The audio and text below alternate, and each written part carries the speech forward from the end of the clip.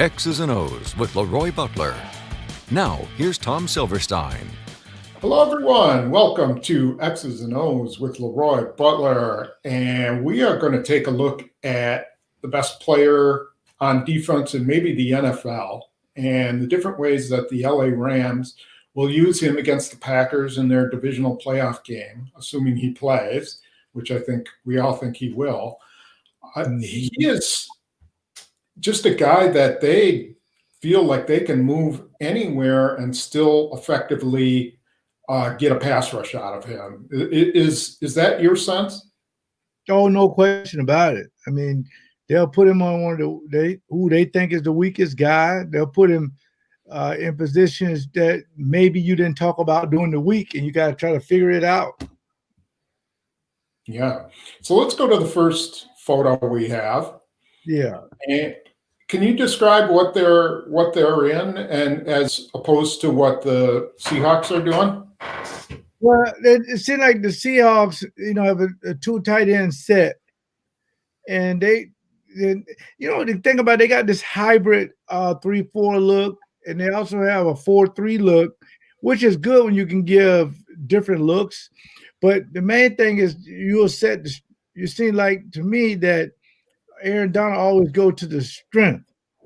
So if that's the case, you're going to see the Packers run a lot of like counter moves, mismatch bootlegs and stuff like that to make this guy think. Because if you just go in there, Tom, and just don't put any movement in your offense, I mean, this guy lines up into a lot of places, and he's trying to create a one-on-one. Right. And so that's one way they can line him up. Let's look at three. That's a 3 technique he's in right now. Right here, he's in like a 3 technique. Okay, and that means he's in the third gap, right? So this is right in front of the center is 0. Yeah. And you got 1 next to him, then 2 is the guard, and 3 is the guard's outside shoulder. Yep, exactly. And that's why they call him a 3 technique. So now we got him. Oh, my goodness. Over here. Go ahead. Here he is right here. Yeah, they got him and Floyd. Floyd's like in a wide 9. I mean, if you think about he is really wide. Mm-hmm. But wide right here, Tom. It's like a wide 5 or 7 technique. But if both of these guys, if I'm Russell Wilson, I'd look over here and see Floyd and Donald here. I mean, you got to run something like a little draw play back this way. Yeah. I mean, just wall these guys off, just cut these guys off. But the reason why they're doing that, Tom, is this. The reason why they're doing that, they're that wide, because they want to run these games in here. They want to do this and have him come all the way around in here, and it causes havoc in your blocking system. Right. And then what about having this guy so wide here? I mean, look at the splits. Yeah, splits are huge. Yeah. What are they trying to do there? Yeah, I think they're just trying to spread you out to get better angles to go after the quarterback. This is definitely a pass defense. I mean, they're not worried about draws. They're not worried about screens or none of that stuff when these guys are like this. So if you're the Green Bay Packers and they get wide like this, I would see a lot of screens and draws. I would think the Packers would run the ball on 3rd and 3 and 3rd and 4. I would run the ball, and you can make calls to run away from Donald, wherever he is, run away from him, or I would play action screen to make these guys think when they rush the quarterback who has the ball, and a lot of motion. I would always bring a guy in motion behind the line like that. Right. Okay. So we'll go here, and yet another more of a traditional 3-4 type look. Yep. Now, there it is. Yeah, I think one of the biggest things now you look say, well, wait a minute. Now he's in the what do we call the B gap, and you got the nose guard in the A gap here, and you got this guy and this gap. So they're playing a gap system now. They're still gonna bring Floyd here, But now that sets up a lot of things. If you want to get a linebacker to blitz up in this A gap, because the center has to double team here because the guy's in the gap. He has to. Or you can let the back come over and block the linebacker if he comes. But the problem is when you don't know where he is sometimes it's hard to set your protection. Yeah. Once you set your protection, you're gonna be stuck with it. Then you could just do a double team like this, both of these guys, and have the back step out to block the first dangers that way. And then you can put the center there, the guard can double there, and then you can come here and tight end have to stay in and block Floyd so you can get the ball out. Okay. Yeah. So let's look at a play. This is a play where they did line these two guys up on the side, Floyd and Donald. And the Seahawks have their strength, as you said, over here. Yep.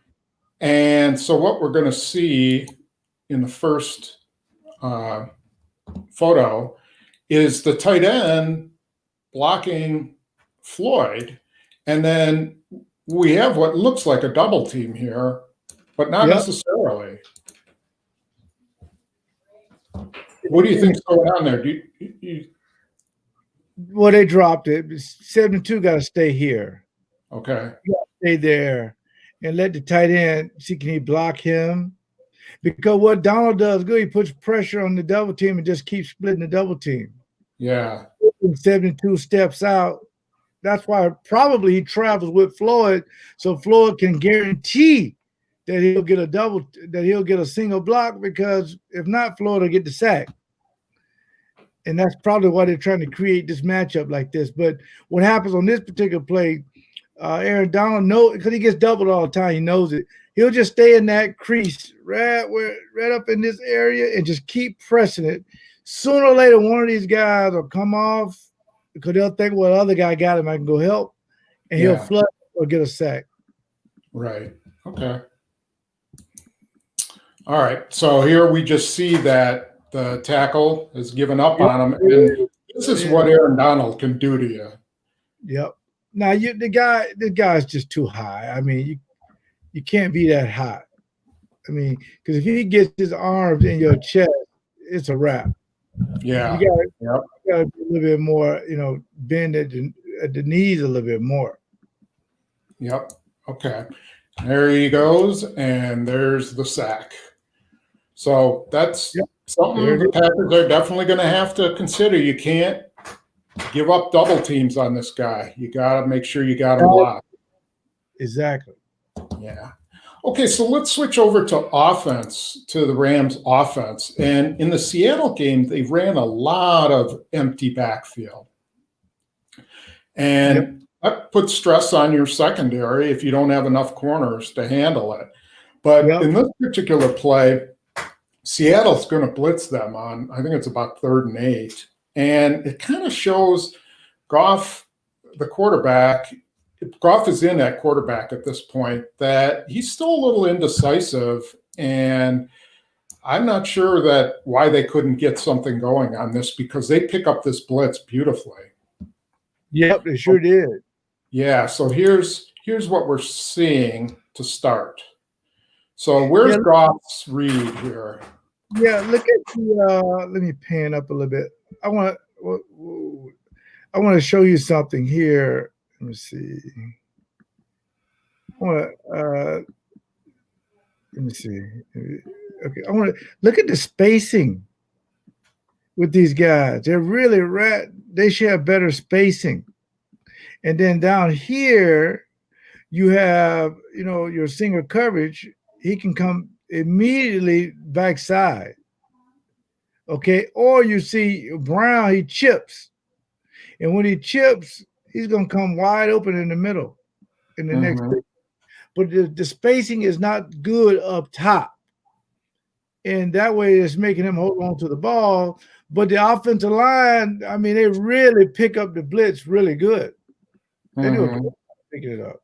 Yeah. So here we take a look at that. And yeah, I mean, they got everything picked up. We'll take one more look. And so he's got all time. Not only that, he could probably run up the middle too, right? Yeah, he really can. But, with that thumb, he's not. But right when 34 comes here, he's going to come right here. Yeah. He could dump it to him. He's wide open. Yeah, especially since they're playing man coverage and all those guys have their backs to them. I think this is a play where Aaron Rodgers takes off if it's Aaron Rodgers. Oh, yeah, with the defensive backs, the back to him, it could be a good way to get a first down. Because look at that. If he were to have escaped, look at all that room. Yep. Or throw it right here. Yeah. Wide open. But as you see, covered. Yep. The Rams, they're not as explosive as they once were. Yep, you're right. With Goff's thumb, I think there's some chances for the Packers to hold them. Yeah, especially if he try to throw a rainbow ball up in that wind, that cold wind, it's just gonna flutter. So if the ball don't come out on time to the weak side receiver or back, like at the bottom of that half circle, then they're gonna sack it. They're gonna sack it. Okay, good. Well, hopefully you guys enjoyed the breakdown there. And of course, we'll have a little bit more before the game Saturday at 2:30 p.m. Be sure you join us on JS Online and Packers News or LeRoy's Facebook page. We'll be live. And you got a couple of sponsors. Yes, Game Day Brats, Ivanhoe's Pub and Eatery, Pick and Save, my bullying book, FrankieReefCo.com, get your reefs, and the Jewelry Center. There are 3 locations, and you can go on the website, shoptjc.com for more information. And the last but not least, our newest sponsor, leapspirits.com, to find out where in Wisconsin you can pick up my Leap Premium Vodka. And it just came out yesterday, so we had a huge launch. So if you go into a store and they don't have it, make sure you go ask the store director to make sure you get some next time you come in. Yeah. All right. And in case you were wondering what it looks like, right there. There you go. I got the bottle. Yeah. You can follow them on Twitter too, @LeapSpirits, and we're giving away helmets, jerseys, footballs, and all that stuff. You have a chance to win all that on Twitter and Instagram. That's great. All right. Good. Well, we will see. I'll see you Saturday, and we'll hopefully see all of you Saturday. If not Saturday, then next week. Yep. Have a good week. Bye.